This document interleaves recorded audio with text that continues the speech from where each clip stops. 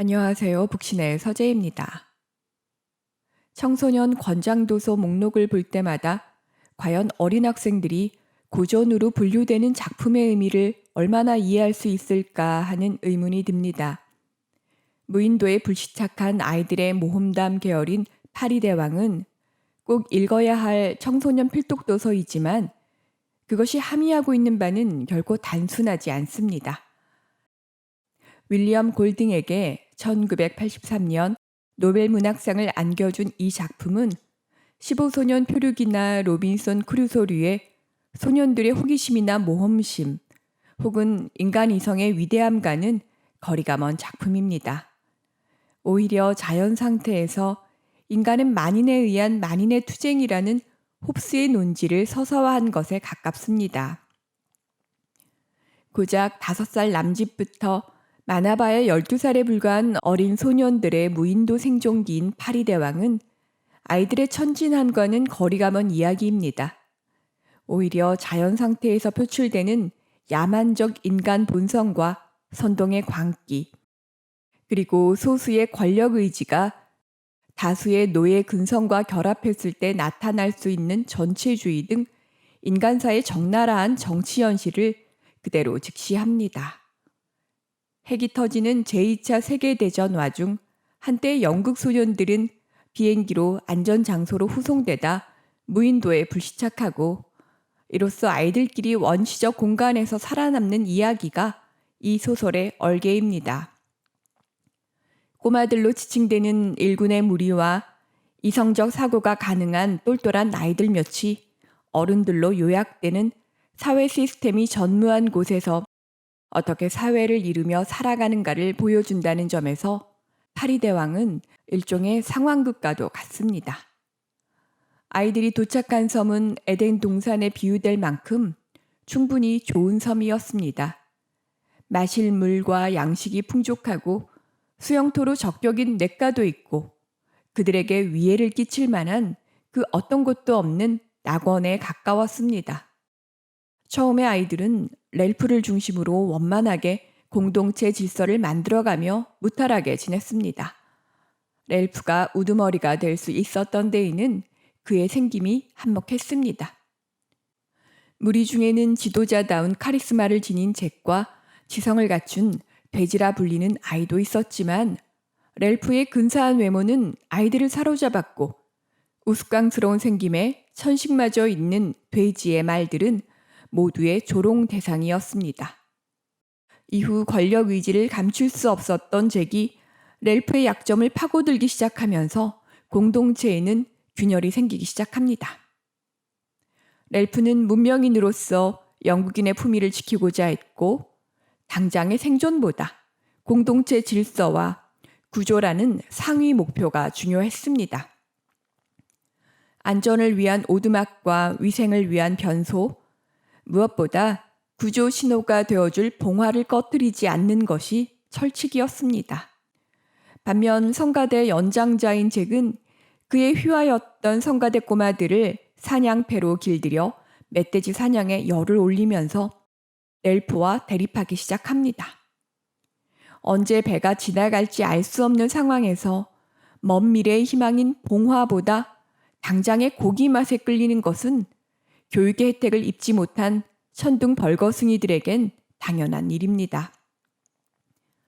렐프에게는 미래를 위한 신념과도 같았던 불이 잭에게는 고기를 익히는 도구에 지나지 않았습니다. 신념이나 이데올로기는 아무리 대단한 가치라 해도 사회적 합의 속에서만 의미를 지닙니다. 무엇보다 렐프보다 잭 쪽으로 권력이 기운 데에는 그들 사이에 퍼진 막연한 공포와 두려움이 한몫했습니다. 처음에는 뱀 같은 것으로 시작했다가 어딘가 존재한다는 괴물에 대한 무성한 소문은 삽시간에 아이들 마음을 지배했습니다. 불안은 집단의 광기가 서식하기에 최적의 조건이며 극한 상황 속에서 지배 권력에 편입해야 생존에 유리하다는 것은 본능적으로 간파됩니다. 권력은 선하고 현명한 자가 아닌 대중을 움직일 수 있는 카리스마와 독하고 강한 인간이 더 극단적으로 말해 최악의 인간이 잡기 쉽습니다. 재기지닌 본능적 야수성에 어딘가 괴물이 있다는 가짜 뉴스가 섬에 퍼지면서 꼬마들은 소라로 약속했던 기초적인 민주적 질서나 봉화로 상징되는 미래 가치 따위는 쉽게 저버렸습니다. 아이들은 사냥이 주는 즉각적 쾌감과 고기에 만족했고 그 속에서 만들어진 우리 편이라는 일체감과 집단 광기는 아이들을 폭력적으로 몰고 갔습니다. 게다가 렐프가 오랑캐로 남을 수 없다며 끝까지 옷과 머리 모양에 신경 썼던 반면 잭은 사냥패 얼굴에 돼지 피를 바름으로써 익명의 군중으로 만들어 놓았습니다. 자신이 누구인지 드러나지 않는 상황에서 인간이 얼마나 폭력적으로 변하는지는 역사가 증명해 주지 않던가요? 아이들 역시 다를 바 없습니다. 괴물의 정체가 무엇인지는 선동과 프레임이 가동되는 파스즘적 광기 앞에 중요하지 않습니다. 자기 반성이나 의심은 개인으로 설 때 가능해집니다. 무리에서 늘 떨어져 있던 사이먼만이 혼자 산 위로 올라가 괴물의 정체를 알게 되지만 그는 진실을 말하기도 전에 폭도가 되어버린 아이들 손에 죽고 말았습니다. 괴물의 정체는 낙하산에 매달려 죽은 조종사의 시체에 불과했지만 이미 자라나고 있는 마음속 공포는 외부의 어둠과 맞물리면서 사고를 마비시킵니다. 괴물에게 제물로 바쳐진 파리대로 뒤덮인 돼지목인 파리 대왕을 바라보며 사이먼만이 이 모든 부조리를 간파하고 지성을 갖춘 참목격인 돼지가 상황을 되돌리려 애써보지만 이미 기울어진 권력의 추와 광폭해진 군중은 어쩔 수 없습니다. 잭 패거리들은 유일한 문명의 흔적이자 불을 붙일 수 있는 도구인 돼지의 안경을 빼앗고 행동대장 로저는 그를 살해하기까지 합니다. 암돼지를 죽임으로써 강렬한 피의 맛을 본 잭의 무리들을 제어할 방법은 어디에도 없고 결국 에덴 동산과도 같았던 섬은 불바다가 되고 맙니다. 소설은 홀로 도망치던 렐프 앞에 느닷없이 해군 장교가 나타나는 것으로 끝이 납니다. 아름다웠던 섬은 아이들에 의해 초토화되었고 그 앞에 나타난 어른은 재미있는 놀이를 했군. 전사한 아이는 없겠지? 시체는? 하고 묻는 장면은 낯선 결말이 아닐 수 없습니다. 그의 등장에 렐프를 비롯한 아이들이 천진하게 울음을 쏟아내고 장교가 감동받는다는 설정은 느닷없기까지 합니다. 문명도 문화도 없는 무인도에서 벌어진 이 잔혹동화의 의미는 무엇인지, 그리고 도둑처럼 찾아온 구원은 어떻게 해석해야 하는지 생각하지 않을 수 없습니다. 오직 생존만이 관건인 자연 상태에서 인간은 극한의 이기성과 동물에 가까운 본성을 내보이기 쉽습니다. 평판이 중요하고 질서와 규약을 서로 지킬 때 모두의 안전이 보장된다는 사회적 합의 속에 인간은 거친 본성과 민낯을 감춥니다. 인간 내면의 야수성은 교육의 세례 속에 순화되고 도덕과 윤리 역시 궁극적으로 모두에게 이익이 된다는 실용적 계산하에 가동됩니다. 구조되기 위해서는 봉화가 절실했고 그것이 모두의 안녕을 위한 미래지향적 가치는 맞지만 너무 먼 희망은 희망이 되기 어렵습니다. 잭을 필두로 한 사냥은 강렬한 유혹이었고 그 속에서 집단 관계를 띄어가는 아이들을 단속할 도덕적 검열이나 제도는 전무했습니다. 본성만이 작동하는 무인도에서 곱비 풀린 야수적 본능을 통제하는 것은 불가능에 가깝고 권력의 독점은 필연적으로 부패하기 마련입니다. 인간 이성과 선한 의지가 아닌 오로지 시스템만이 인류의 파멸을 막아낼 수 있습니다. 그런 점에서 섬의 초토화는 예상 가능한 일입니다.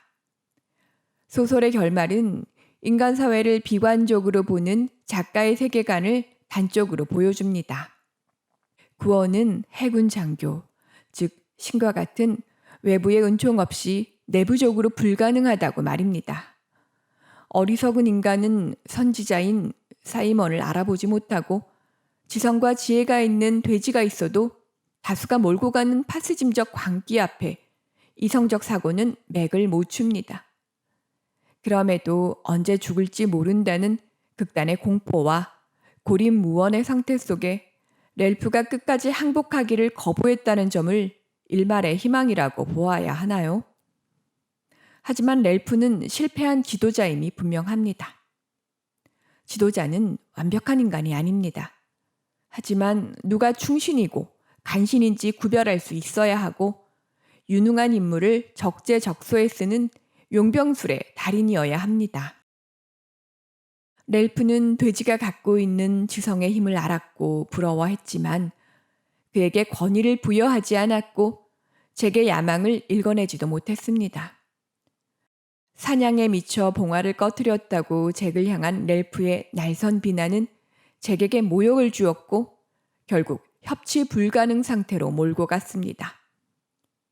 잭에게로 권력이 이동했을 때 그의 증오심과 목소리 없는 꼬마들의 무지가 만나 얼마나 빨리 공동체가 붕괴되는지는 적나라 합니다.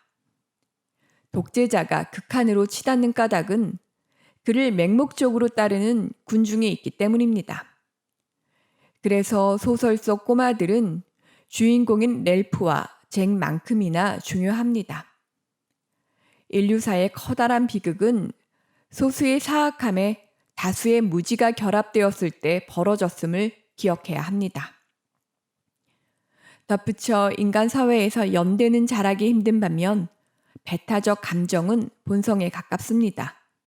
그리고 우리 안의 폭력적 충동들이 제대로 억압되지 않을 시 사회적 합의는 너무도 쉽게 깨집니다. 권위의 상징이었던 소라가 아무렇지 않게 박살나는 것은 이를 입증합니다. 그러한 점에서 나와 생각이 다른 이들을 하나로 통합하는 지도자의 덕목은 중요합니다. 편을 나누고 지지층을 결집하면 당장은 나의 권력 유지에 이로울 수 있어도 공동체의 연속적인 삶은 위태로워집니다. 우화소설의 외피를 입은 파리대왕은 영리한 소설입니다. 최소한의 구도와 인물만으로 인간 본성의 나약함과 잔악함을 극명하게 보여주었기 때문입니다. 파리대왕의 창작 배경에는 제2차 세계대전에 참전했던 작가의 경험이 큰 영향을 끼쳤다 합니다. 윌리엄 골딩은 교육을 많이 받은 지식인들이 전쟁터에서 얼마나 잔악해지고 흉포해지는지를 목도하면서 인간 본성에 대한 근원적 회의감을 가졌습니다. 나는 사람들이 무엇을 할 수 있는지 보기 시작했다. 그 세월을 거쳤던 사람이 벌이 꿀을 생산하듯이 사람이 악을 생산한다는 것을 이해하지 못한다면 그 사람은 틀림없이 눈이 멀었거나 머리가 잘못되었을 것이다. 라는 골딩의 당시 회고록은 그의 세계관을 여실하게 보여줍니다. 타인은 두려움의 대상일 수도 축복의 대상일 수도 있습니다. 돼지에 우리가 사람에 대해서 무섬을 탄다면 문제가 달라진다. 라는 대사는 이 소설의 핵심입니다. 인간의 이기적 욕망과 폭력적인 야만성은 어떻게 통제될 수 있을까요? 무인도처럼 외부와 소통이 불가능한 곳에서 인간 내면의 야수성이 극대화됨은 분명해 보입니다. 정치의 양극단 목소리만이 들리는 SNS는 우리의 기대와 달리 점차 폐쇄된 공간으로 변질되어 가는 것처럼 보입니다. 가짜뉴스와 수사적 선동이 아무런 검열 없이 판치는 그곳에서 타자를 위한 배려와 이해는 불가능합니다. 정치의 기본은 나와 다른 이를 받아들이고 이해하는 일로부터 출발하지 않을까요? 소설 속 렐프가 돼지에게 던진 이 모든 것이 망가지게 된 근본 원인에 대한 질문은 서사박, 지금 우리에게도 여전히 유효한 질문으로 여겨집니다. 감사합니다.